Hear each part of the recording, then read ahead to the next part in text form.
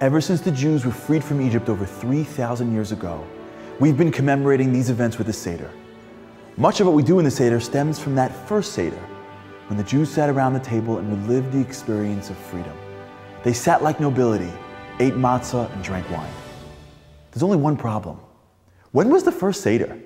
I would think it was the year after Exodus, right? On the anniversary? But that's not when it was. The first Seder was actually the night before they left Egypt. They had a Seder celebrating their freedom while they were still slaves in Egypt. What? What were they celebrating? They were still slaves. What was it, dress rehearsal? Can you imagine a team celebrating with the trophy before actually playing the championship game? Why would God have the Jews have a Seder before they left Egypt? It was because he was giving them one of the greatest insights on personal growth, the power of visualization. There is a well-known concept that beliefs shape reality. We've all heard the advice of dressing for the job you want, not the job you have. Psychologists call this the Pygmalion effect. The basic concept is that if we can see ourselves as to who we want to be, it'll have a powerful effect on us getting there. Our mind can change our reality. But it goes one step further. We think that in order to become the people we want to be, we have to first do the actions to have the things to be that person. Do, have, be. In reality, that's not the case. First, we need to decide who we want to be. Once we visualize and see ourselves in that light, our mind will show us the actions we need to take to get us there.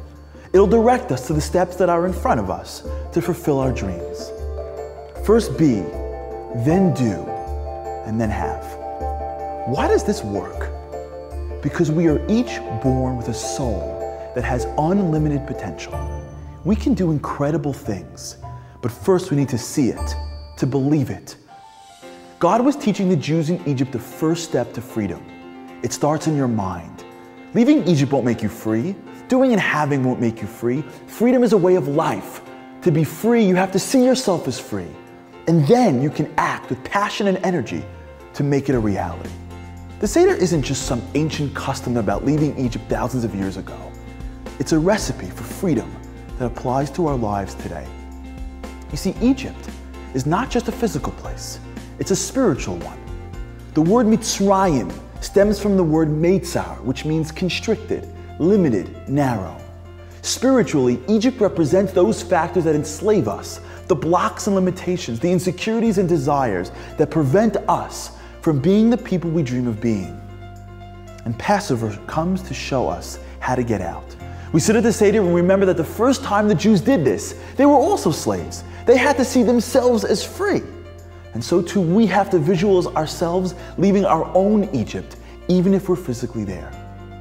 This year, see yourself as the parent, child, and spouse you always knew you could be. How would you act? What would you say? Picture your life as truly happy, waking up each day full of life. Picture a life filled with meaning and purpose and connection. See the blocks that are stopping you and visualize what you need to do to overcome them. As you envision getting out of your personal Egypt, you'll be connecting to the lessons God taught our ancestor generations ago. You'll be connecting to the Seder and beginning your journey to the Promised Land.